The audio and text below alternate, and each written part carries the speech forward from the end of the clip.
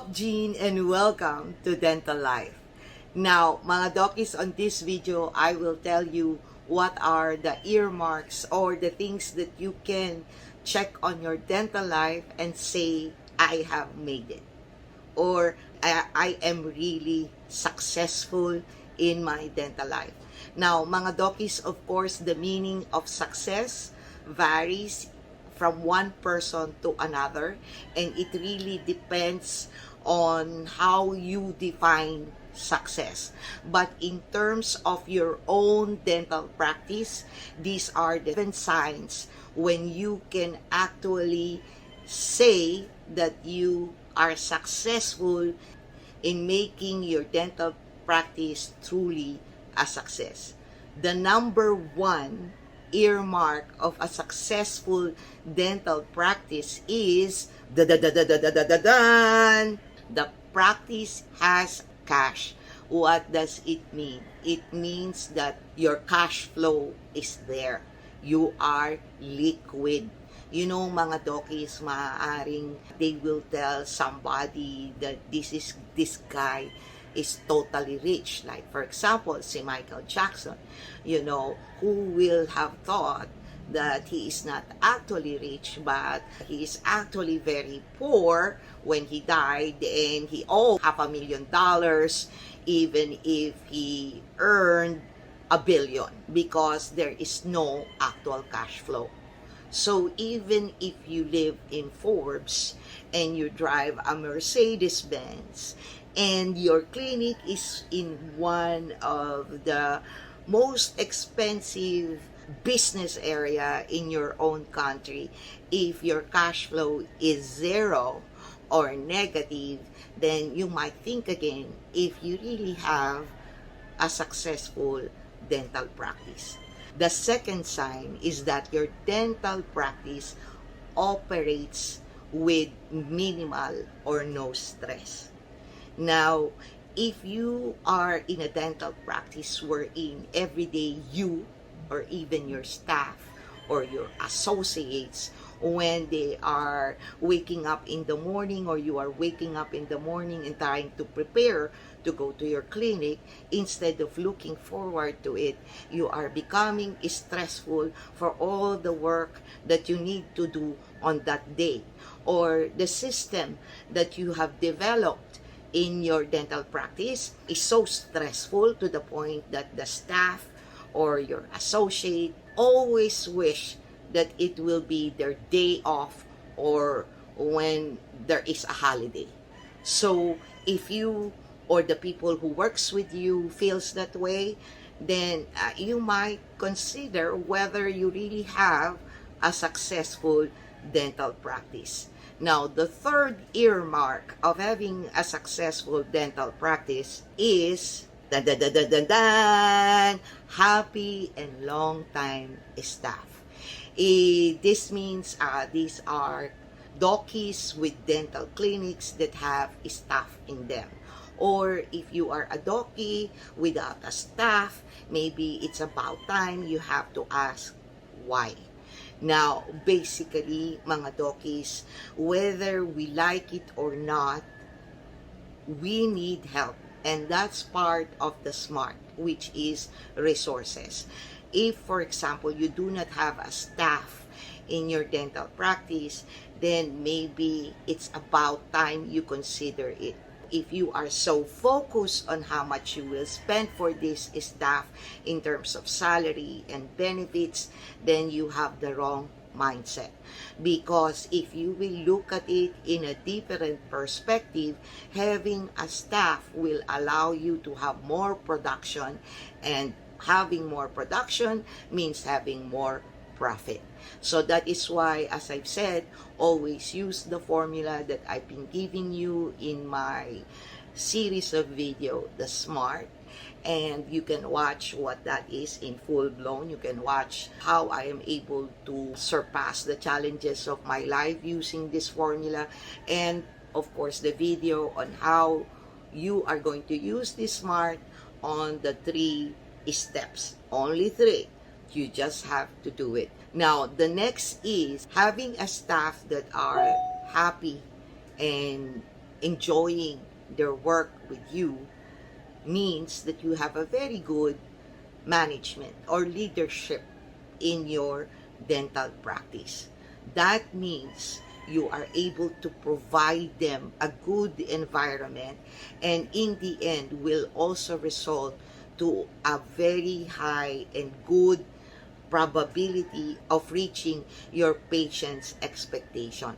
Kasi mga dokis, if you will watch my other video about why we fail most of the time in our treatment, then precisely part of that are the people who are handling the patient, not just only you, but of course your staff. And if your staff is not very happy where they work at lagi silang nakasimangot o nabubwisit sila sa'yo or meron kayong toxic na environment sa clinic nyo, then ang ending, it will not produce any good production.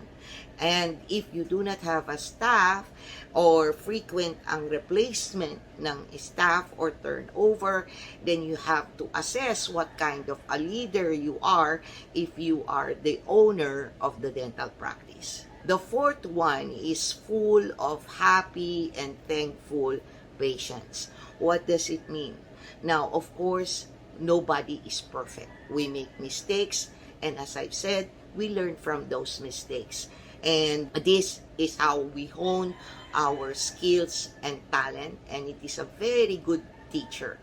However, if you are able to provide the smart way of doing the dental practice, then definitely you will have a full and happy patients who will become your ambassador in order to promote for free your clinic. Alam nyo mga dokis, yung aking personal doki na nag-aalaga sa akin, every time I visit their clinic, umaapaw ng pagkain, ng regalo, ang office nila. Why? Because as you can see, that is the reason why I go there, is because it is full of happy and satisfied patient. Meaning, that is really one of the most successful dental practice I've seen in our country. And these are dokis who doesn't like to advertise themselves or be out there, become involved in, politics of organization or become whatever, but they became leaders in their own dental practice, and that's why their dental life is quite successful. Of course, as I've said, nobody is perfect and nothing is really that good, but at least you can see that their dental practice has the earmark of being successfully run. Okay, the fifth one is fun to work at, meaning when you are working, you are enjoying it. You love the enjoyment because you are not restricted on doing things that are quite twisted, or sometimes you are being placed or judged in the wrong way. Kasi minsan mga dokis, akala ng iba, dentista ka, dapat mura ka for the service of the Filipino nation. All of these things are BS. As I've said, if you will watch again my other video, the mindset that you should have in terms of money is that it is not about lowering the price, but raising the bar of your value-added service. Meaning, you provide your dental service equal or more than what they paid you for. And that's really how to make sure that everybody is happy and it is a fun place to work. 6, earmark to see if the practice is really a successful practice and not just the facade of being successful because the practice looks rich or the dental chair are branded and all these things, is that when the owner of the dental practice are able to design their own personal life to be the leader rather than the follower of their dental life. What do I mean by that?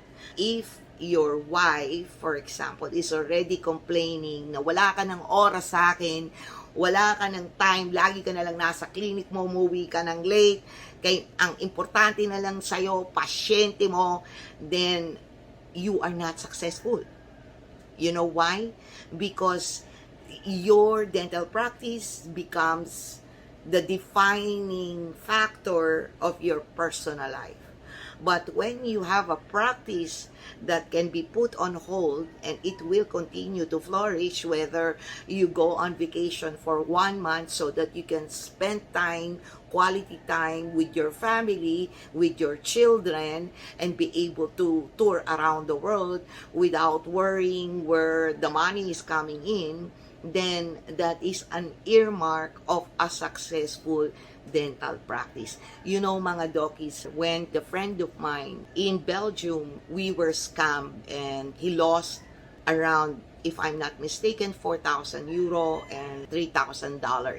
Okay, that's a huge money because during the time we just arrived there, so he was planning not to use his credit card during the trip, and he has the cash with him. And then in the end, when we got scammed, all the cash were gone. Okay? Now, I know that he is really successful in his dental practice because even if he was really depressed and angry and frustrated of being scammed like that, that we even went through and reported in the police, you know what he did? At the end of that day, he invited me and another person with us to have a drink, and he even paid for that. And you know what he said? I need to check the records of my clinic, open his computer, and see if he was able to earn the money he lost on that day. So that's what I'm saying about the earmark of having a successful practice. That no matter what tragic that is happening to your life, your dental clinic can be a solution or can survive even with that tragedy.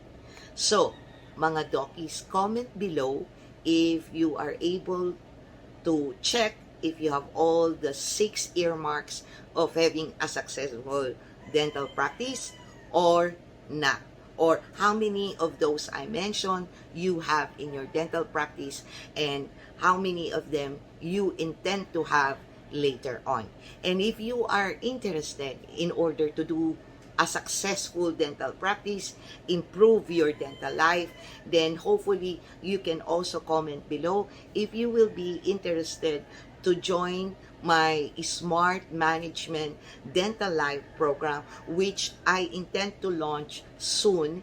And of course, this is what I've written as a book, but instead of publishing it, I intend to create a program so that I can really train and guide you from this zero state start of your dental life, where you want to achieve something and be able to achieve them.